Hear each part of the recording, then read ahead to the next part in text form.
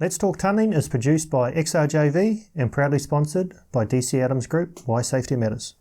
Righto. So, because as I've tried to explain or know about now, when you said it was a big cabin or a big hole, square block, like people will drive through the Eastern Distributor, and if they don't know, it actually merges and one goes over top of each other like this.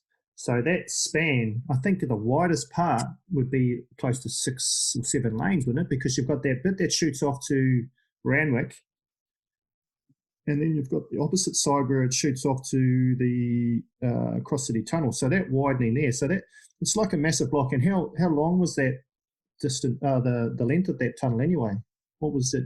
A K or two? Shoot up the other side, and that's for your ventilation, is it? Yeah, we had two lots of ventilations, obviously, on your two side walls. So we end up cutting to the maximum of the machine. I think they're about 6 meters wide on those radiators. Yeah.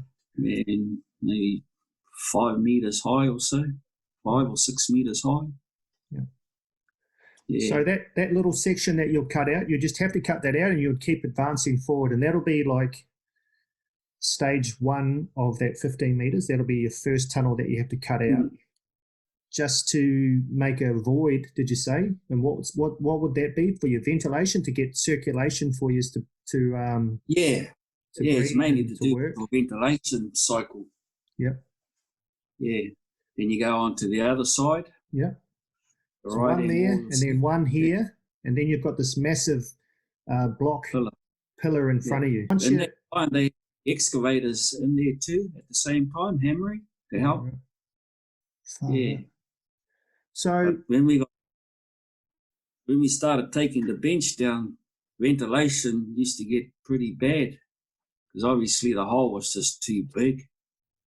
The actual tunnel, we had lots of vent cans in there. It's like sticking a straw into a car shed trying to suck all that dust, if you know what I mean. Yeah. Top out. Then we come back and it's called benching, which means the floor, taking the floor out. So that could be 1 meter, or it could be 5 or 6 meters. It could be a whole new face or a whole new area to cut out, come down the same distance. And then, like you said, it could have been 1 or 2 more times you had to come down to get that full cabin size out at once. But during that whole process, you can't just cut it out and just leave it all open. During that whole time, you're bolting, supporting, spraying, and are you lining? Because how do you get back up to the top if it's that high up? Yeah, no, they just shotcreted that. There was no concrete lining involved. Yeah, right. Yeah, you do that when you're cutting your top head and you do all your support. Yeah, so that's the permanent stuff? That's the permanent, that's it. Yeah, right. Yeah. So then you come down and you take your final cut out, which will be the road surface, or close enough, because that's when they put the tar seal in the road and drains and all that on. So once that's done, you've got this massive cabin. So how did they get the 2 roads? So what happens there? Well, they had these, what they called it's kind of like a steel beam. They had it on halfway down. When we cut these in, we end up cutting these little niches on the side. And they concrete form these niches up and put like a bit of a steel beam along the edge. Yeah. So once you end up cutting the whole tunnel down, they just put these concrete slabs across. And they gave you the top tunnel and obviously the bottom tunnel. Right. And it was off. Yeah. So survey will make sure everything's in line with the steel beam when the concrete and with the formwork and when it got poured. Yeah. So because obviously they were taking cranes down there to lift those slabs up onto those beams. Yeah. Wow. That was towards the end of the job when they start putting in those concrete beams across. Yeah. Wow. So then the M5. So I know, well, you've had continuous work, but you've travelled a little bit. But then Australia or Sydney's been pretty full on, with Eastern Distributor, and then you had the M5 East Tunnel. You're still cutting? Yeah. What were you doing then? Yeah, you had to do a bit of everything there. It was cutting, bolting, spraying. is, which what they wanted, sorry. So Yeah. had good men too. There's some good people there. Yeah. Well, that's a question I wanted to. I sort of like asking. What makes a good tunneler? And you've said it a couple of times. It was a good job. What makes it a good job? Is it the people or the work? What's your take? Yeah, no, you got to have good people, eh? You got to have good people, good management. So no, it was hard to say. I suppose it's like a rugby team. If you got a good coach, he pushes the right button on getting the team to perform. Oh well, there's your answer, eh? Yeah. You know what I mean? Yeah. So yeah, everything starts up at the top. I reckon if the people are good up top, then you'll get it right down the bottom. Having your experience and sort of being still down the face, and things seem to not gelling. How do you pull them into line? How do you pull it back so you are a team, like you say, a rugby team? How do you, like I can sort of picture it on a field where a frontline leader or a captain will sort of pull it in. I suppose we've got leading hands and shift bosses too. But as a senior player or an experienced player, what's your train of thought and what do you have to think about to pull it back in line too? Yeah, you sort of go in a similar line, eh? You have your senior players or your leadership groups. You have your playmakers, and you get together and you talk about it. To try and prove everything. Or listen to people's ideas, and that's a big thing I've learned over the last couple of years that I've been overseas and all that kind of stuff. You got to be open about things. Cool. Listen to other people's ideas. Good one. And then you ended up back out in the coal. Tamor, where's that? Sort of going out towards, I think, Liverpool way. Bargo, I think, or Picton, I think. Yeah. That was quite a while ago. Yeah. Why back out there? Was there no tunnelling jobs, or did you just want a break? Yeah, tunnelling had gone dry there for a while. At that time, that's when I lost my old man, lost my father. So I was going through a bit of a hard stage at that time. You know how it goes when you've lost a family member, especially when you sort of wasn't really in the game, if you know what I mean. My head wasn't there, so you had to get back on the horse someday. So I ended up down in the coal mines only for maybe under a year. Yeah. I'm going to ask you this because I haven't, like I did my mining stint, got it out of my system, loved it. The drill and blast, I really loved that. Loved the development process, being on a crew that worked in the development side of mining underground. Then came into tunnelling, reasonably experienced, underground experience, but not tunnelling experience, as in how they did tunnelling from when I, like you, going to work with my old man when I was young. But so road headers and cutting and being in the city. I've never had to go out into the mining game during my tunnelling career. But how good is it, or what do you think it does for tunnellers if they do go out and experience something else and then come back into tunnelling? Like I've talked to a couple of people about it, and there is a difference. What's your take on that, though? What did it do for you having that little time out and then coming back into tunnelling straight after? Well, those times I spent in the coal mine, there was no tunnelling going on, so there was really no, I wouldn't say a choice, but yeah, so I ended up back in the coal mines. Coal mines, I don't really enjoy it. It's not my cup of tea. There's a few good things they do have underground there, but it wasn't for me. I didn't really enjoy it. But As for trying anything else, I haven't done anything else there. So I've just been underground since I've come out of school. So sometimes I wonder, should I got a trade or what? Who knows? So, yeah. What about mining? Yeah, Different. yeah. But that's what I was going to say. It is different, and I believe that too. Like I was, mining started off mining 6 years, and then came into tunneling. And even though I had a tunneling background with my father and my grandfather, it was different. Like, I was almost blown away, thinking, Jesus, this isn't what I expected.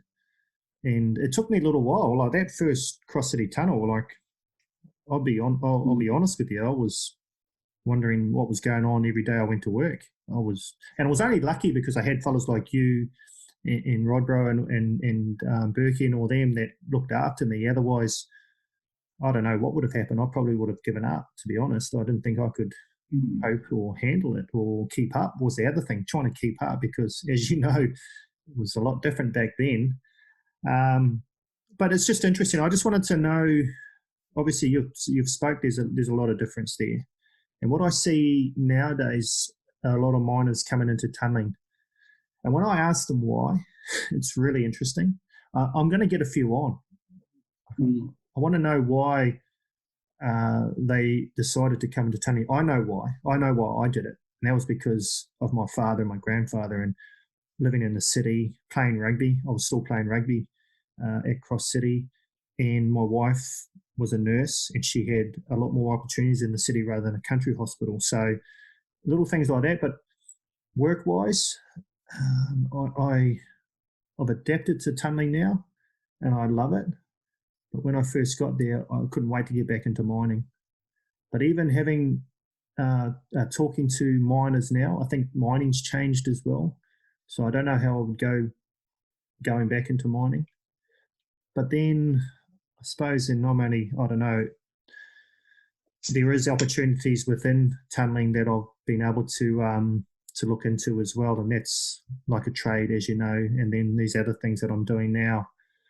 But that's where I was sort of heading with that, your stints in mining and then coming back into tunneling, because you came straight back into Transgrid cable tunnel. And what was that job all about then? We were also around Alexandra in the city there in Sydney. We had to put a cable tunnel in. That's when they was started off all these putting underground all the cables, obviously. That was with Walters Construction. So, that was a TBN job. Yeah, another TBN. And that one there wasn't a bad job either. Yeah, that was a couple of kilometres long. That was what they call a main beam TBN, where it's open cast. You sort of have the bolt at the same time, not segment lined. So. Righto. Can you explain that then? Because I know Tussie touched on I've been in, I forget what tunnel it was. Was that North Head or something like that? Was that right? Where they didn't have segments, they just had, like he talked about the sandstone and seeing the sandstone. When they came to shitty ground, they hung mesh and bolts. So is this what you're talking about? Yeah. Well, those TBMs, they call them main beams, where it's pretty well it's all open and the conveyor just runs off the head of the machine and you can see everything. And just obviously then it goes onto your backup. So then you got bolters behind the head of the machine on a TBM. On both sides of the grippers, so you bolt. And if you come to some real shit ground, then you put the mesh up, then you got to drag it all up, climb it all over the place like a monkey. But that's what you call a main beam TBMs, those ones. Yeah. That one there was only about 3.8, 4 meter diameter. So, So how do you operate those machines? Like I've never seen one in action. I'm only sort of guessing and trying to picture it with it being all open and then having a bolting deck or meshing fingers like what Tussie talked about, where the mesh used to sit on these on this around the shoulders and that, so you could have it sitting there already where you didn't have to manhandle it and you just pin your bolts up through the squares. So what about the cab and operating these machines? Where was that? sort of at the back of the machine. Well, not right at the back, but on the end of the TBM, where the end of the conveyor belt is. With the TBM, you have a cab. Some of them sort of tucked underneath under the conveyor belt, which is the one we had at that cable tunnel was. But yeah, you had your laser system, which it ran up on the side of the wall. You had these two targets on the machine, so you can steer your machine side to side, make sure your lasers hit your targets. Then you got like big grippers on the wall there, huge grippers. They're kind of like stab jacks on the road here. But these ones here sort of hold the machine up.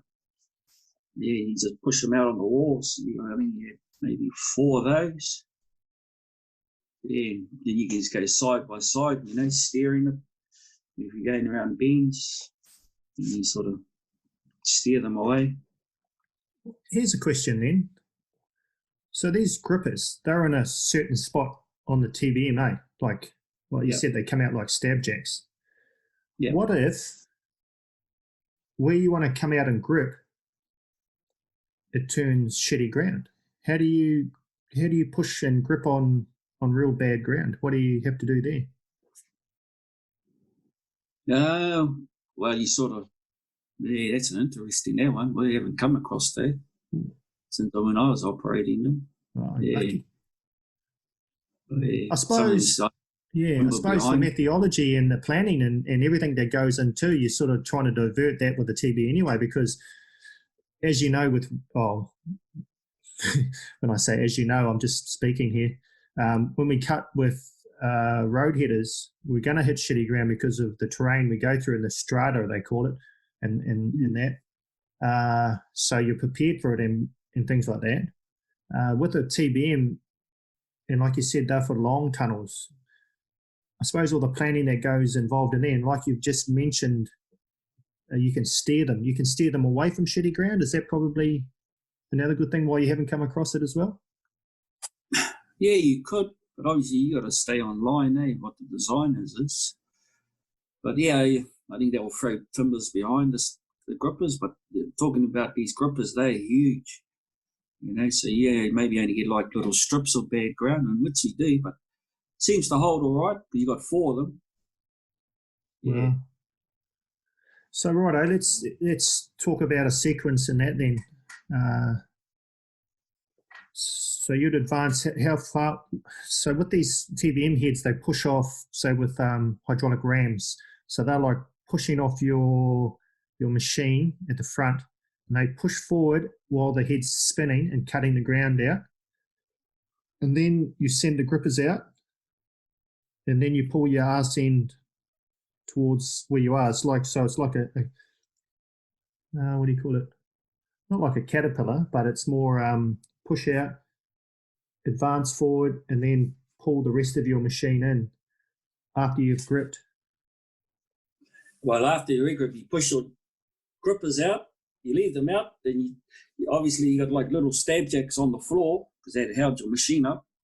You lift those up, then you start the head and you start cutting. So when you start cutting, it drags your whole back up with you. You know what I mean? While you're cutting. So it's cutting and moving. It moves your back up with you. Then only when you do that, you sort of just, once you finish your stroke, what they call is around about maybe 1,200 to 1,500 strokes, they call it, which is like one whole cut. Yeah, once you finish that, then you can put because your grippers will go with you, then you push your grippers out. Then you start pulling out all your, everything else, if you know what I mean. Yeah. So how long would that machine be? How long was that machine lengthwise? Because your cab was at the back. So how far from the back to the head would you be having to operate and steer and guide with these big machines? You only be maybe 7-8 meters long. Oh, right. Yeah. Some of them a little bit longer. Wow. Yeah. What about the depth? How deep would you go? Like a cable tunnel, I suppose you don't have to go that deep, but how long would these tunnels be? Long? Yeah.